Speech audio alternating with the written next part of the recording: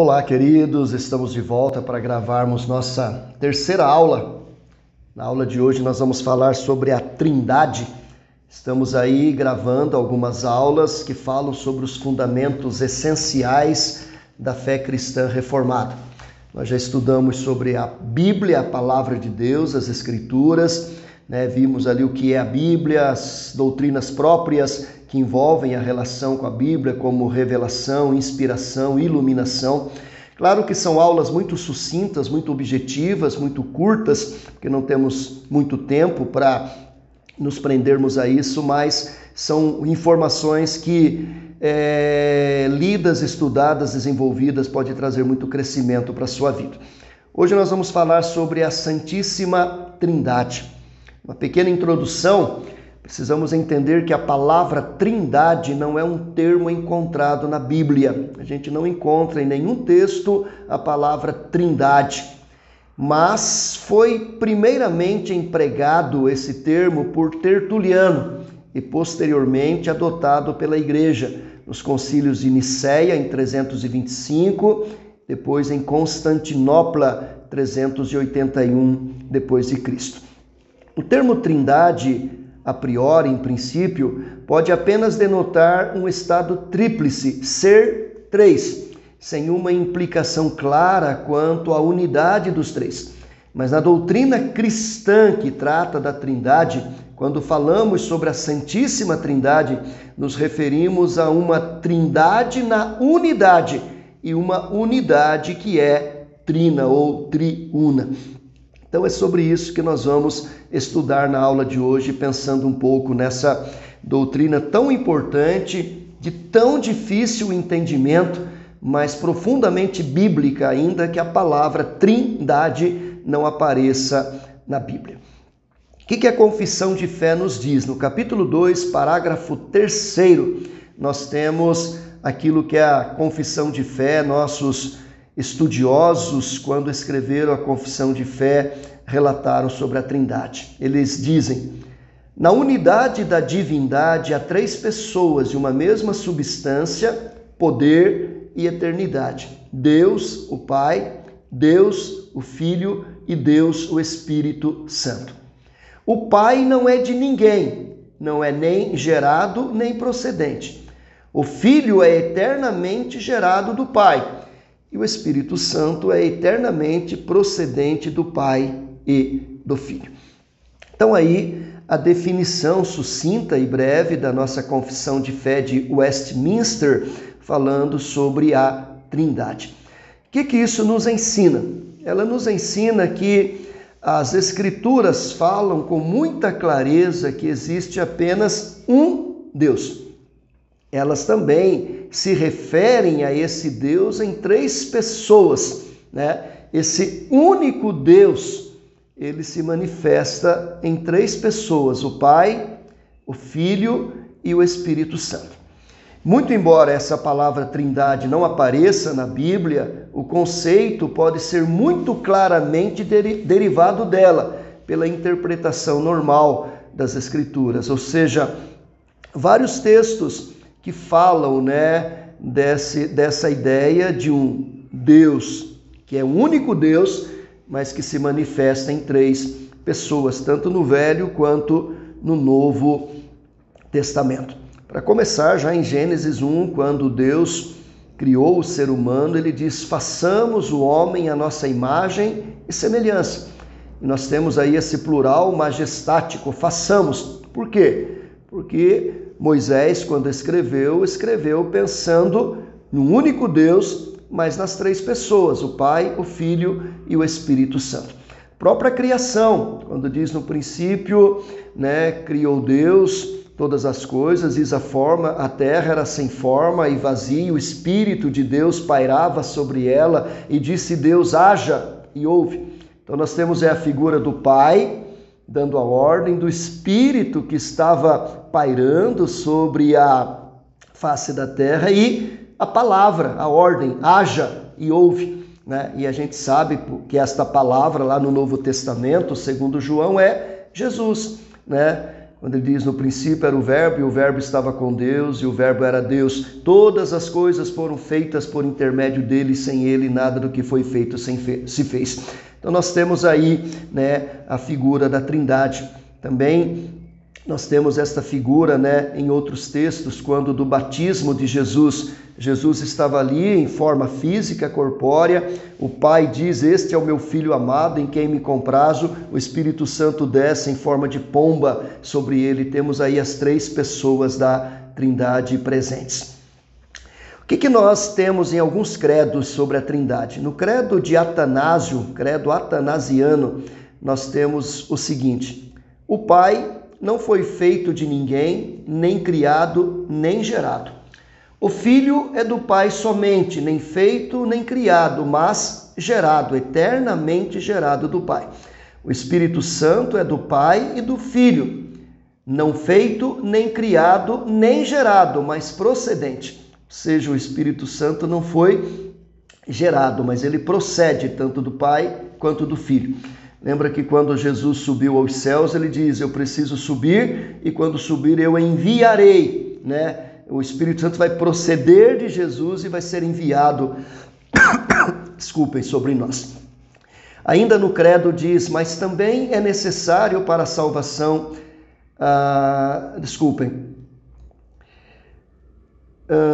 perdi aqui.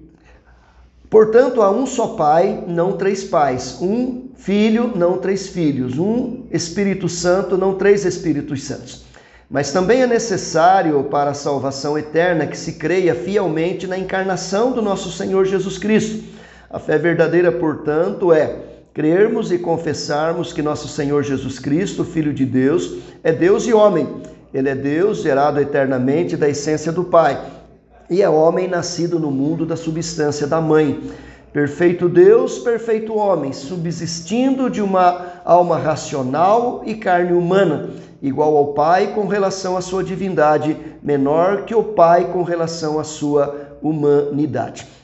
Então, no credo aí falando sobre a Trindade e ao mesmo tempo já colocando a encarnação de Jesus, né, o seu nascimento, que é uma outra matéria que nós não vamos discutir hoje. No credo da Calcedônia, nós temos o seguinte: todos nós, perfeitamente unânimes, ensinamos que se deve confessar um só e mesmo Filho, nosso Senhor Jesus Cristo, perfeito quanto à divindade, perfeito quanto à humanidade, verdadeiro Deus e verdadeiro homem, constando de alma racional e de corpo, consubstancial ao Pai, segundo a divindade, e consubstancial a nós, segundo a humanidade. Em todas as coisas, semelhante a nós, exceto o pecado, gerado segundo a divindade antes dos séculos pelo Pai, e segundo a humanidade por nós e para a nossa salvação, gerado da Virgem Maria, Mãe de Deus.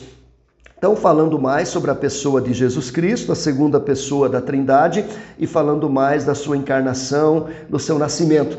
Mas ao falar da encarnação, ele fala que Jesus é da mesma substância que o Pai, né, e foi gerado pelo próprio Deus na eternidade. Na verdade, quando diz que Jesus é gerado do Pai, ele está sendo gerado, é uma obra presente, né? Desde que Deus é eterno, ele é um Deus eterno trino, onde o Filho é gerado do Pai e o Espírito Santo é procedente do Pai e do Filho.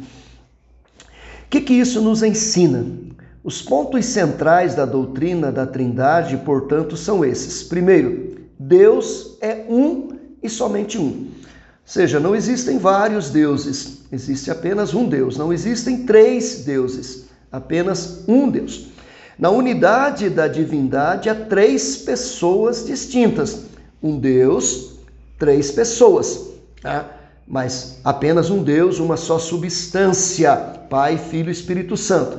E esse Deus de uma só substância, ele se manifesta em três pessoas distintas, né? Elas participam da mesma substância, poder e eternidade. E tanto o Pai, quanto o Filho, quanto o Espírito Santo têm a mesma substância, têm o mesmo poder e são eternos. Elas têm nomes distintos que indicam que são pessoas distintas. O Pai não é gerado nem procedente. O Filho é eternamente gerado do Pai. e o Espírito Santo é eternamente procedente do Pai e do Filho, né? O Pai planejou todas as coisas para a sua glória. O Filho executou assumindo a forma humana para sempre. O Espírito Santo aplica os benefícios da obra de Cristo aos eleitos. Então nós temos aí esta obra, né, esta definição da nossa confissão de fé, falando sobre esta essência da Trindade. Deus é único, mas esse Deus único se manifesta em três pessoas. Quais as heresias que devem ser evitadas quando pensamos na Trindade? Primeira heresia é aquilo que a gente chama de modalismo. O que é o modalismo? Modalismo é aquela teoria, né, aquele ensino, aquela heresia que diz Pai, Filho e Espírito Santo são três modos do mesmo Deus aparecer e agir e não três pessoas distintas.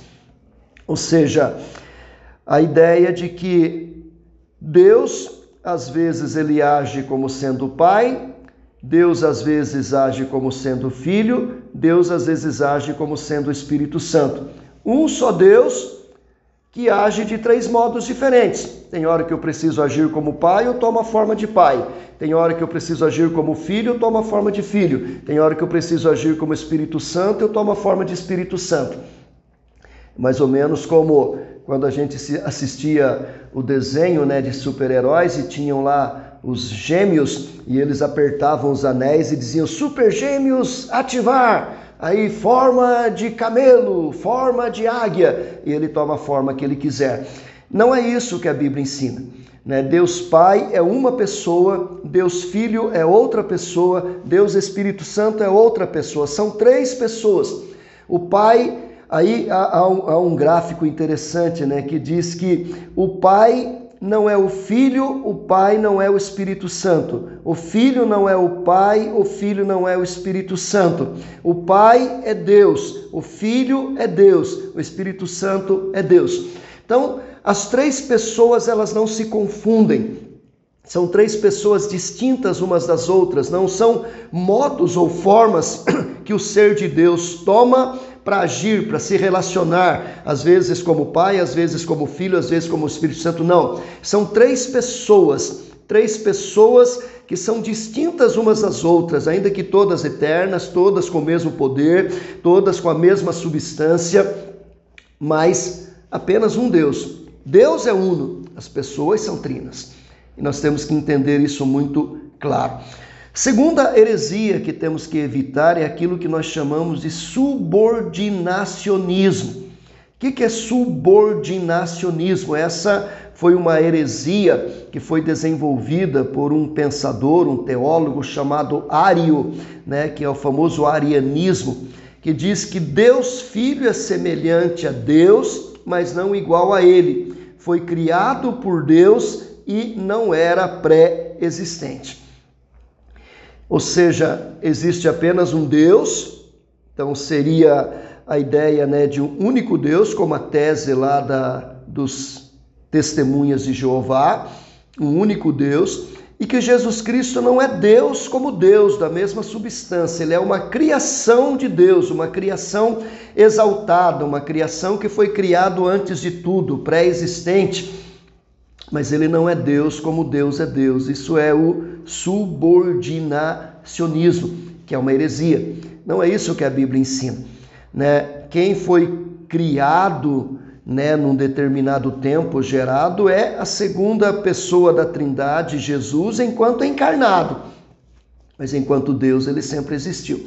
A divindade de Jesus, né? O Jesus divino. E esse Jesus divino, ele faz parte da história em um determinado tempo, ele é criado, ele é gerado por Deus pelo poder do Espírito Santo no ventre da Virgem Maria. Mas são coisas diferentes que nós não vamos tratar aqui agora. Uma terceira heresia que devemos evitar é o triteísmo. O que é o triteísmo? A ideia de que existem três deuses e não somente um. Então existe uma trindade, onde não existem três pessoas, um Deus e 3 pessoas. Existem 3 deuses, um Deus Pai, um Deus Filho e um Deus Espírito Santo.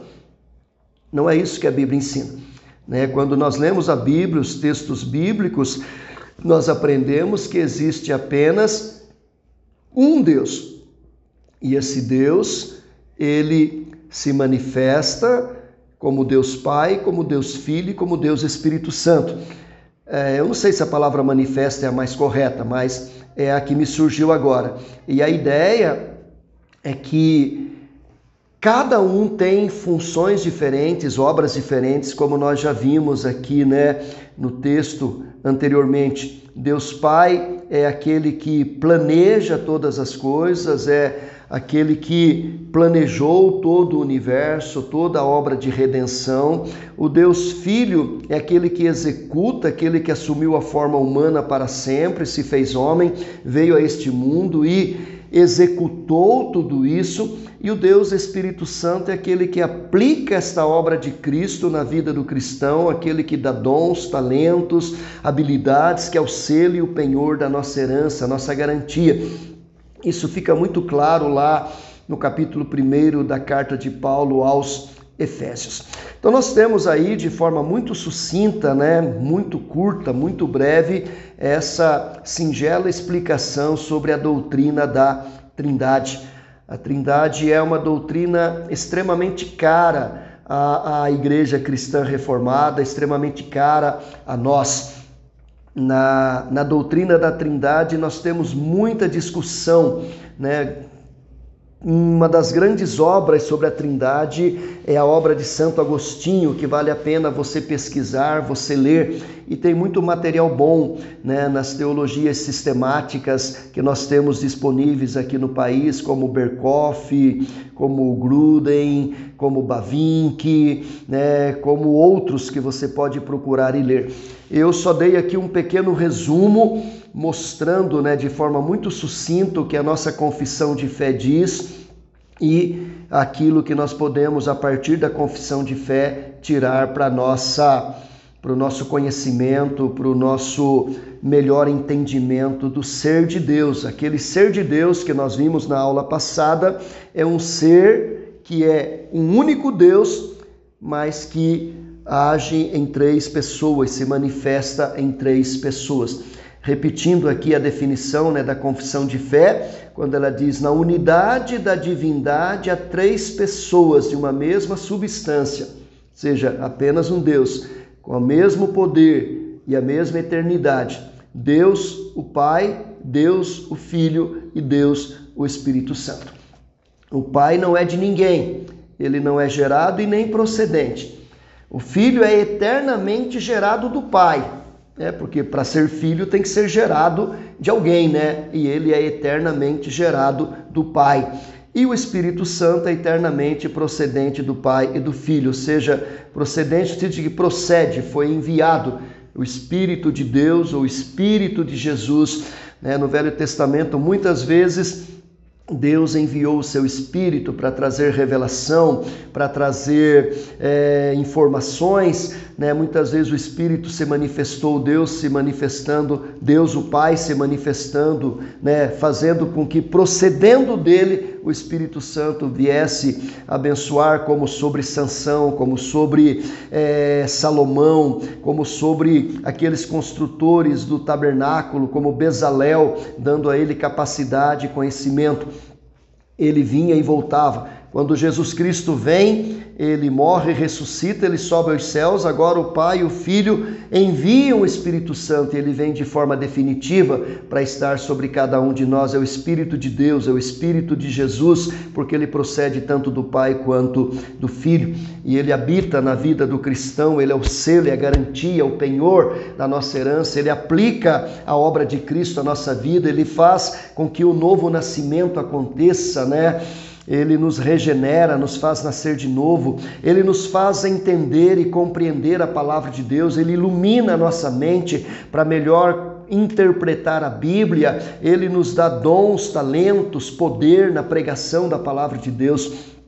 Agora, é claro que para falar sobre tudo isso aí, temos que ter uma outra aula para falar da pessoa de Jesus, sua vida, sua encarnação, sua obra, né, os ofícios de Cristo, profeta, sacerdote, rei, e também uma outra aula para falar sobre a pessoa do Espírito Santo, que com certeza não é hoje. Hoje nós queremos ficar aqui com a doutrina da Trindade e espero que essa sucinta explicação tenha feito significado para a sua vida. Uma aula bem curtinha, bem breve, mas espero que tenha abençoado o seu coração. Até a semana que vem, se Deus assim nos permitir. Amém. Fiquem com Deus.